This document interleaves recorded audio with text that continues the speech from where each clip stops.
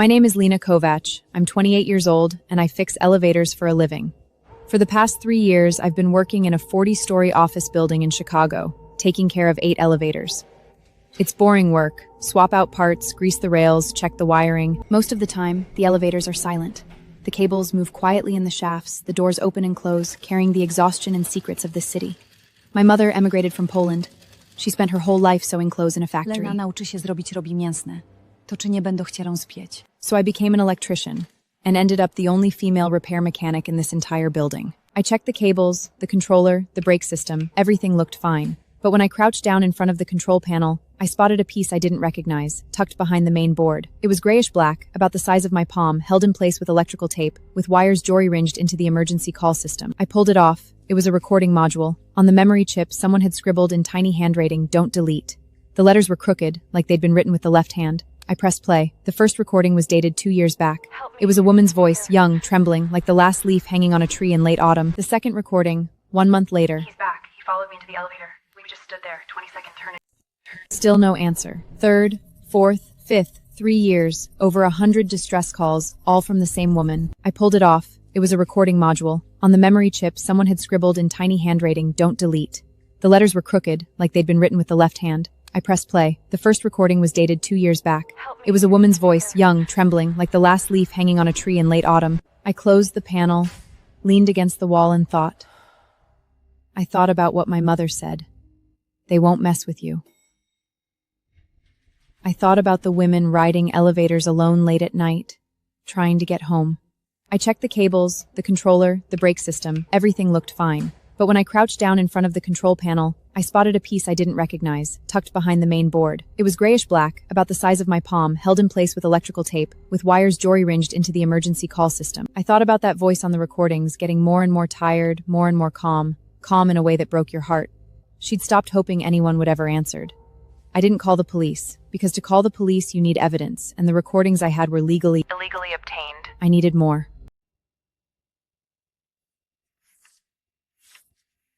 I pulled the elevator maintenance logs from the last 3 years. The old logbooks were piled in the corner of the machine room, covered in dust. I flipped through them page by page, leaving gray fingerprints on the paper. Every breakdown was logged with a date and time. I matched the timestamps on the recordings to the breakdown logs and saw that the calls for help always came after 10 o'clock at night. By then, the only people left in the building were the late workers and the cleaning crew. Half the hallway lights were off, and the elevator lobbies were empty. I started staying late after 10, officially for routine maintenance, but really I was waiting.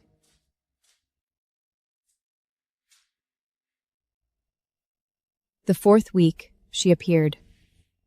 I sat in the corner of the 3rd floor elevator lobby, pretending to inspect the fire hose cabinet.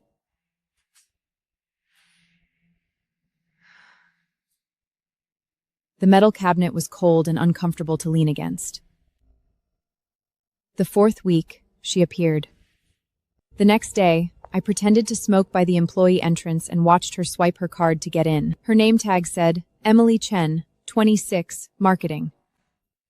I went back to the machine room, opened the recording module, and pulled up the most recent calls. He was standing outside my office again today. I was afraid to go out. I left through the back door and took a long way around. He followed me for 3 blocks. I only lost him when I ran into the subway station. I stood on the platform for a long time, let 3 trains go by before I dared to get on. I called the police. They said he hadn't done anything violent, so they couldn't take a report. Ma'am, come back when he hits you. Her voice went from desperate to calm, and that calm was scarier than crying. It meant she'd stopped expecting anyone to ever answer. You get calm because you get used to it, and you get used to it because no one helps.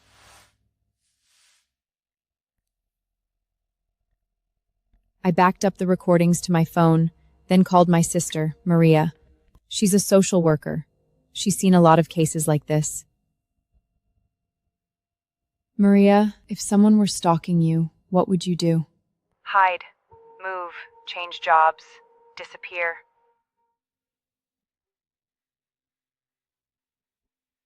What if it's your boss? Then it's even harder. Complaining about him is the same as quitting. The boss won't believe you, and your coworkers will say you're being dramatic. I hung up. I was going to help her, but not the usual way. The usual way, she'd been trying that for 3 years. It hadn't worked. I pulled all the elevator surveillance footage from the times Emily had called for help. The system only kept the last 3 months of video. I spent the whole night watching. The chair in the security room was hard, and the blue glow from the screens burned my eyes. Found him, a man in a dark suit, mid-40s, medium build, hair neatly combed. He always showed up around 10 p.m. near Emily's floor. The elevator footage showed him getting into the same car as Emily, standing behind her, not speaking, but his eyes fixed on the back of her head. Sometimes he stood to her left, sometimes to her right, but never in front of her. He didn't want her to see him. But the look in his eyes on that surveillance footage, it wasn't affection. It was possession. It was the way a hunter watches its prey from the shadows. Quiet, but full of control. I started tracking his routine. He arrived at work at 8 a.m., parked his black Mercedes in B2, spot 17.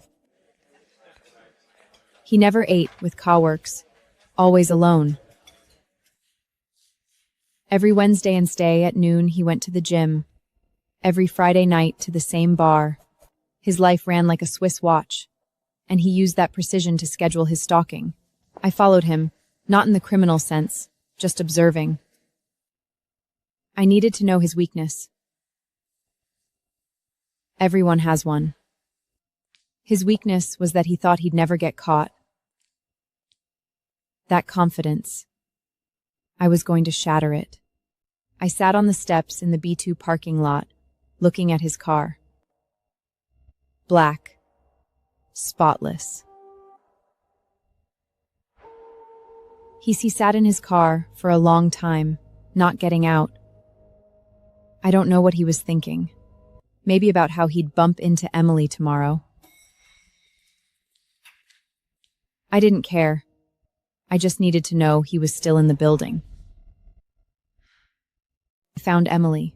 That night at 10, I was waiting in the B2 parking lot, crouched down, watching for her. The parking garage was huge, lit by harsh white fluorescent tubes. She came walking fast toward her car, her fingers trembling slightly on her key fob. Her car was a white Honda with an old scratch on the bumper. It took her 3 tries to get the door open.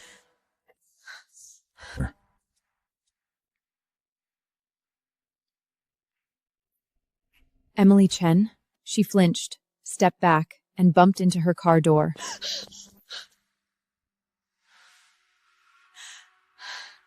Who are you? I'm the elevator mechanic. I heard your The color drained from her face. What recordings? The ones you made on the emergency call system. 3 years, over 100 calls. Nobody ever answered, but I heard them. Her eyes welled up, and her lips started to tremble.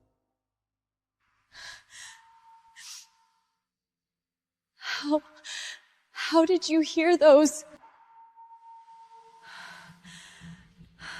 She wrapped her arms around herself and shrank back a little. The emergency call system in the elevator had a recording device on it.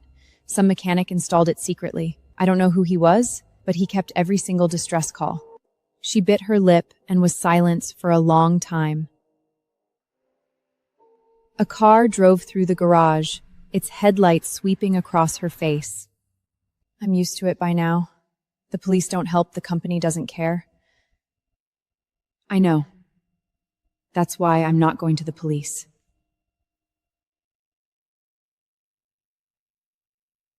What are you going to do then? Make him admit it himself. She looked at me with a mix of emotions. doubt, fear, and a tiny sliver of hope, like a drowning person seeing a piece of driftwood, afraid to grab it, because it might be a mirage. Who is he? Richard Hayes, Director of Marketing. She lowered her head and gave a small shiver, as if a cold wind had blown through her. I knew it was him. You're not surprised? No. He's always looked at me that way. That look. You can't see it, but I can feel it. Like something crawling on my skin. I took her hand. It was cold. We're going to help you. I told Emily my plan. No police, no legal process. I was going to make Richard break down on his own. She asked me how. The elevator. I took the recording module out and brought it home. I rent a small apartment and with his tools and parts. I spent my living room has been ice cluttered with tools and parts. I spent 3 nights editing that 2-minute recording. Over 100 distress calls, each only a few words long. I spliced them into 3 sentences. Who are you stalking? The first time, a question. The second, an accusation. The third, almost a whisper, like someone breathing the words right into his ear. I embedded that recording into the elevator's floor announcement system. The principle wasn't complicated.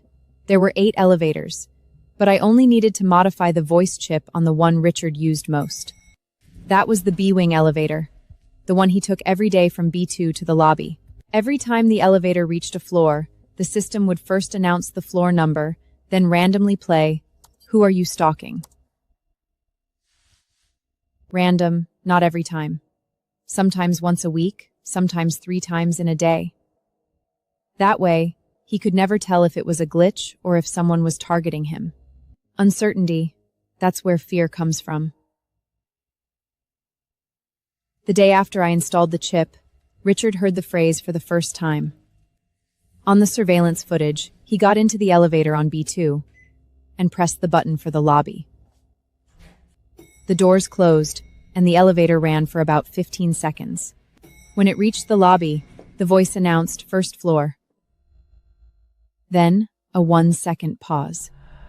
Who are you stalking? He snapped his head up and looked around. The elevator was empty, except for him. The elevator was empty, except for him. The doors opened, but he didn't step out. He stood there, held the door open button, and leaned out to look down the hallway. Nobody there. He stepped out, walking fast. The tails of his suit jacket flapping. The tails of his suit jacket flapping. I saw his face on the monitor. That was the look of a hunter who just realized he's being hunted too. Not anger, but fear. Ersieden jon ichien zij semen you lung. I smiled. The first week, Richard heard it only once. He complained to building management that the elevator's voice system was malfunctioning. Management sent another mechanic to check it out. Not me.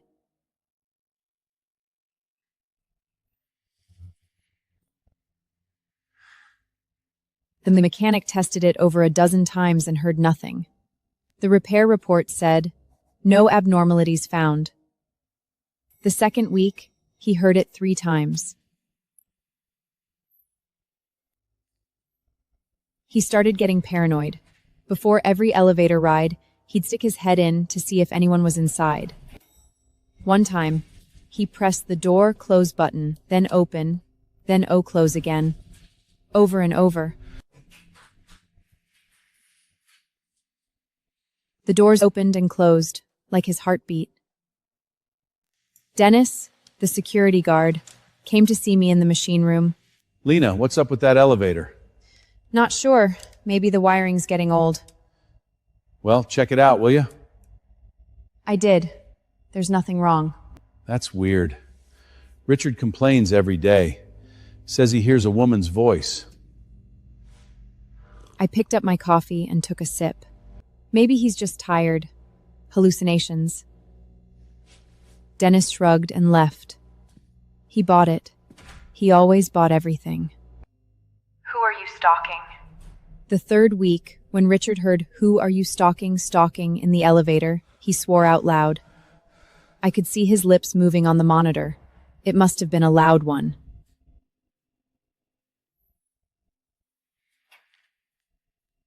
He stormed out of the elevator, bumped into a female coworker, and didn't apologize.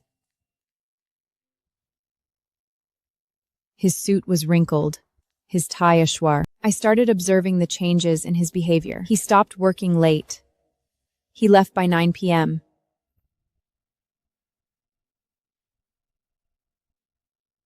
He stopped using the underground parking garage and started leaving through the first-floor lobby. He started taking long detours to avoid walking past Emily's desk. It wasn't Emily he was afraid of.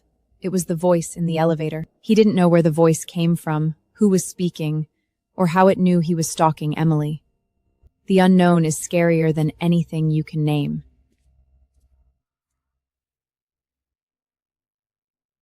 Lina, he's been acting really strange lately. It's like he's afraid of something. Emily called me. The elevator. The elevator? Yeah. You'll see soon enough.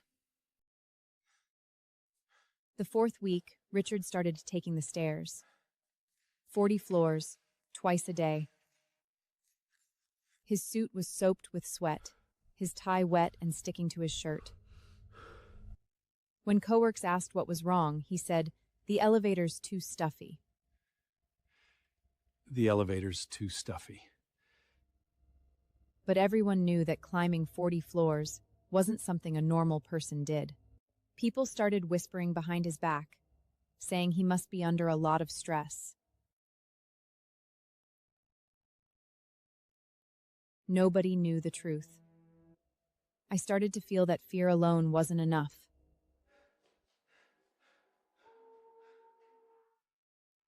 He needed to be pushed to the edge of breaking. I increased the frequency, from every third ride to every other ride. One day, he just stepped into the elevator, the doors still open. "Who are you stalking?" He bolted out of the elevator, nearly fell, caught himself on the wall, and stood there gasping. On the monitor, his face was white as paper. Dennis came to find me. Lina, Richard filed a complaint. He says there's a woman's voice in the elevator, and he's being harassed. A woman's voice? That doesn't sound like a glitch. I don't know. Just check it out. I went to check it out, and, of course, I found nothing wrong. I gave the report to Dennis, and he passed it on to Richard. When Richard saw the report, his face looked like he'd seen a ghost. He flipped through it over and over, then set it down on the desk and covered his face with his hands.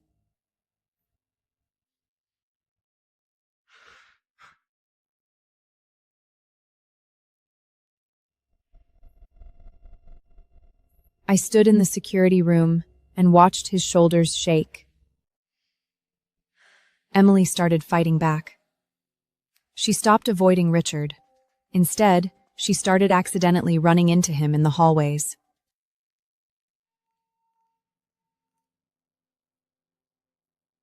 One day, coffee in hand, she just happened to turn the corner right as he was coming the other way. "Richard, are you okay? You look pale."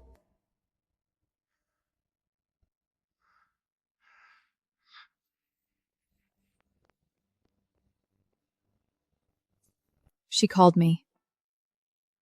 "Lina, I realized something. Now he's the one dodging me. He used to stalk me. Now I'm stalking him. Keep it up. Let him know someone's watching him.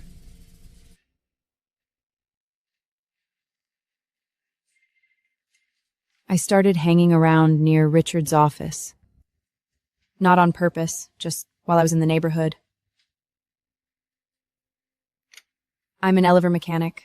I have a legit reason to be on any floor. Richard, is the elevator working better now?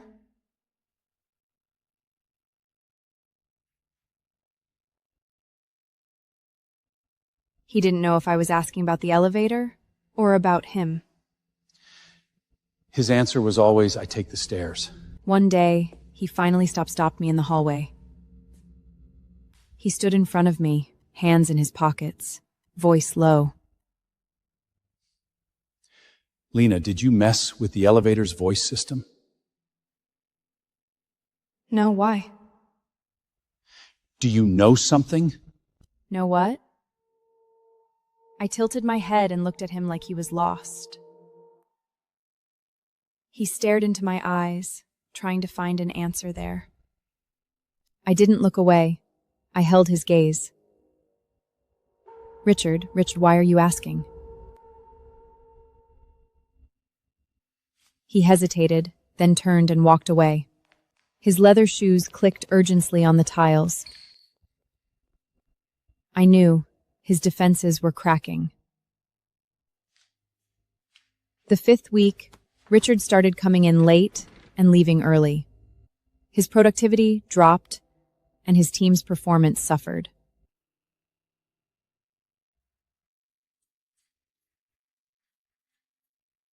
Someone from HR mentioned privately that he might be getting demoted. Emily told me he hadn't been coming near her desk lately. He was even taking detours to avoid walking through the marketing department. Her voice on the phone sounded much lighter than before. Lina, it's like he's hiding from everyone. I said, he's hiding from himself. I decided to turn up the heat.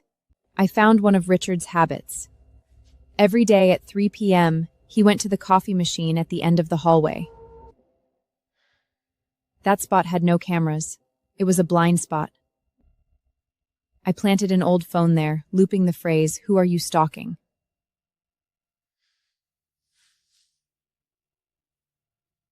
Richard heard it when he went to get his coffee. He stopped in his tracks and spun around, looking everywhere. He looked down, saw the pot, pulled out the phone, and turned it off. But the sound kept playing, because my phone was connected to a small Bluetooth speaker hidden in the ceiling vent. He unplugged the coffee machine. He shut off the phone, but the voice was still there. He panicked, not knowing where it was coming from. He hurried back to his office without his coffee. That afternoon, he took leave and went home early. I watched his figure leave on the security monitor. His shoulders slumped, like a beaten dog. The 6th week, Richard didn't come to work. HR said he'd called in sick. Emily texted me he quit. I said, I don't know, but soon. While he was out, I went to his office.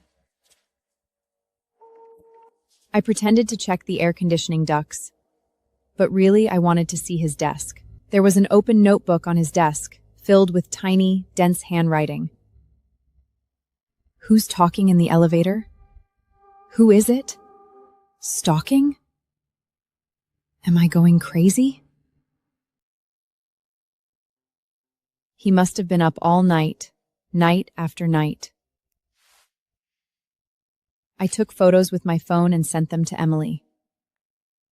She wrote back, he's about to break. Yeah, we need to wait. Wait until he walks into a police station himself.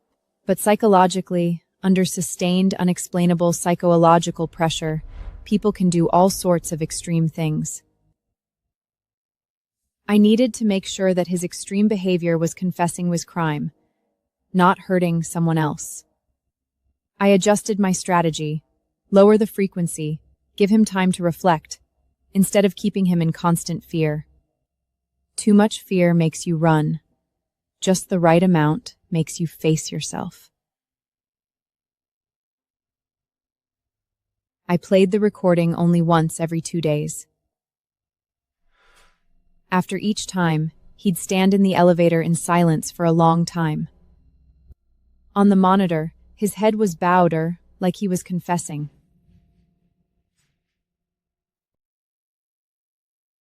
The 7th week, Richard's condition got worse. He'd lost a lot of weight, and his clothes hung on him like an empty shell. His hair was a mess, and he hadn't shaved properly. Coworkers said they'd seen him talking to himself alone in the conference room. People in marketing started whispering that he was losing his mind.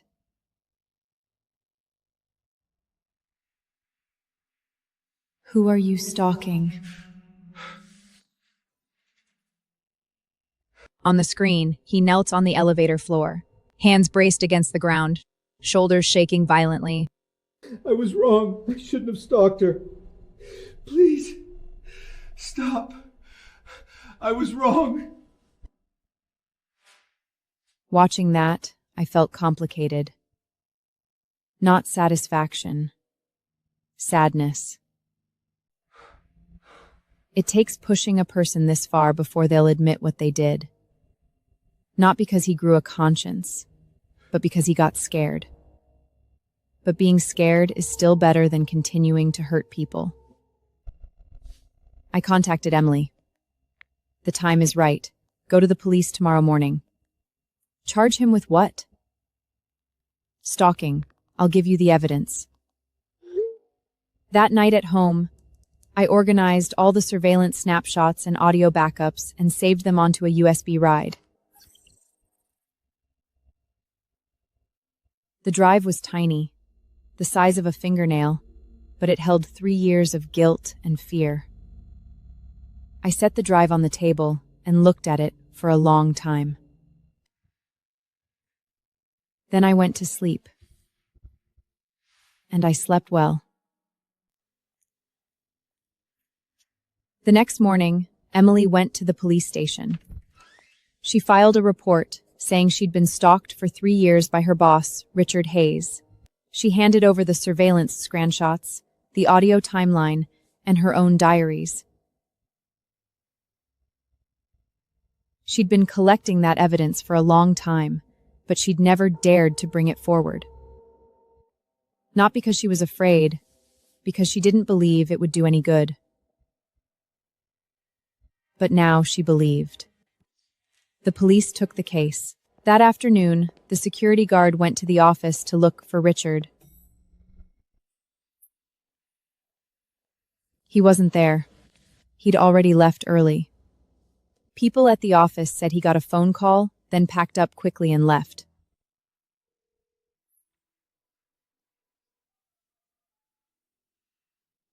I knew you'd come. Where are you? At home. The police went to his house. He lived in that big, suburban house, with its perfectly manicured front lawn. He was sitting on the living room couch, an open Bible next to him. He wasn't praying, it was just sitting there. His voice was calm, like he was talking about someone else. That woman in the elevator. She kept asking me, "Who are you stalking?" I couldn't take it anymore. I admit it. I stalked Emily Chan for 3 years. The security took him away.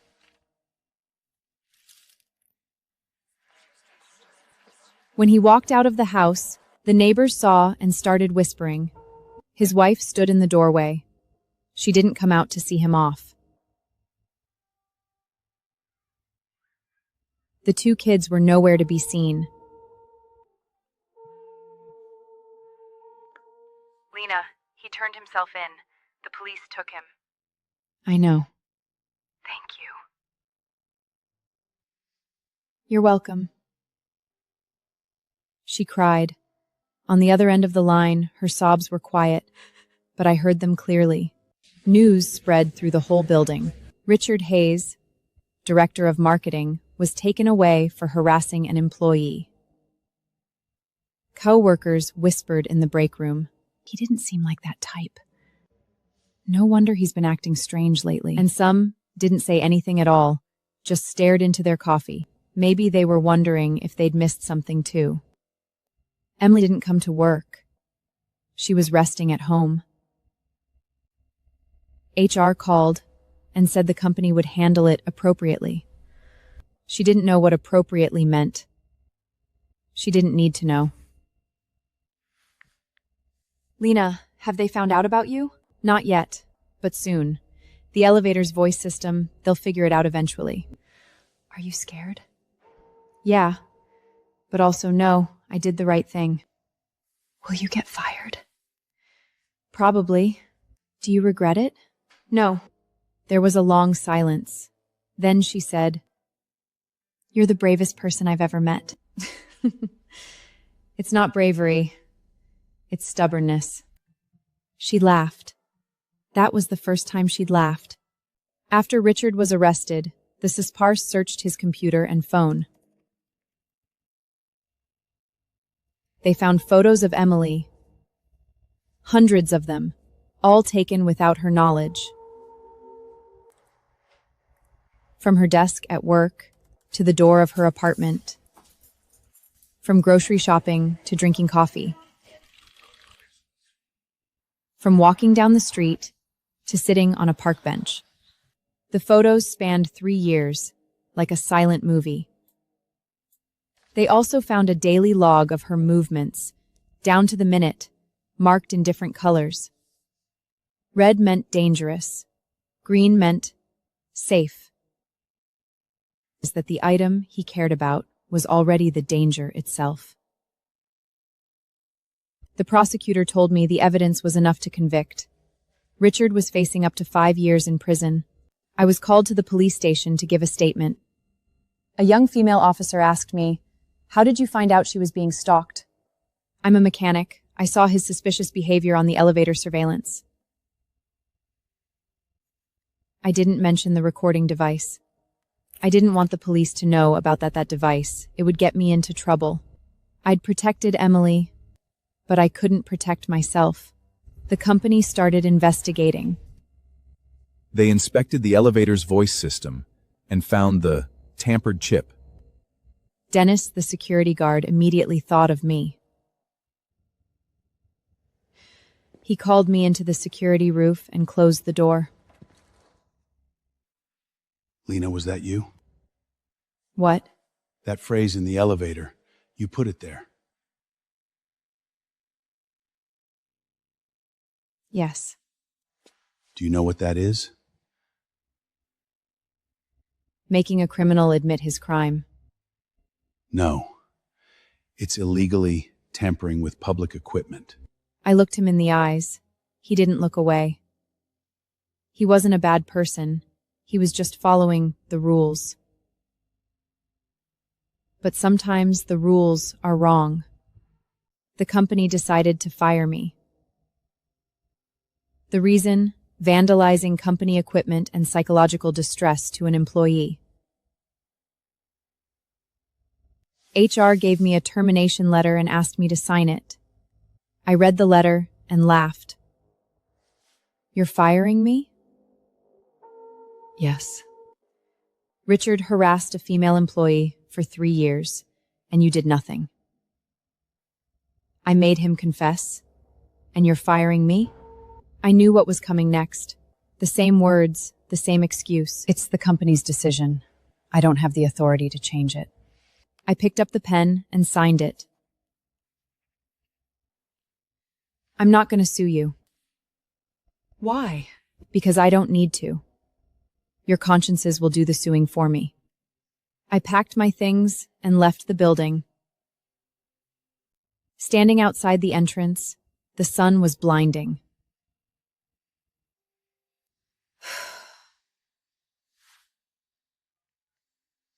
I got fired. I knew it. Do you regret it? No, What will you do now? I don't know, but I think I can do more. I swung my tool bag over my shoulder and headed for the subway. Inside the bag was that old notebook, with Richard's daily schedule and surveillance screenshots. I was thinking that's next I was going to teach what I'd learned to more people. The first week after losing my job, I rested at home. Maria came to see me. She brought a bottle of red wine and a bag of oranges. She sat on my couch, cross-legged. Lina, you know, a lot of women have heard about what you did. Who told them? Emily posted about it on social media. She said, "An elevator mechanic helped me catch my stalker using the elevator." The post got shared tens of thousands of times. A lot of people commented saying they'd been stalked too, but didn't know who to ask for help. I looked at my phone screen, scrolling through the comments. One said, "My coworker stalks me too, and the police won't do anything." Another said, "I'm afraid to go home alone after work." Another said, "Please help us." Another said, "That mechanic is a hero." I'm not a hero. I just listened. I put the phone down and looked out the window. Maria, I want to start an organization. What kind of organization?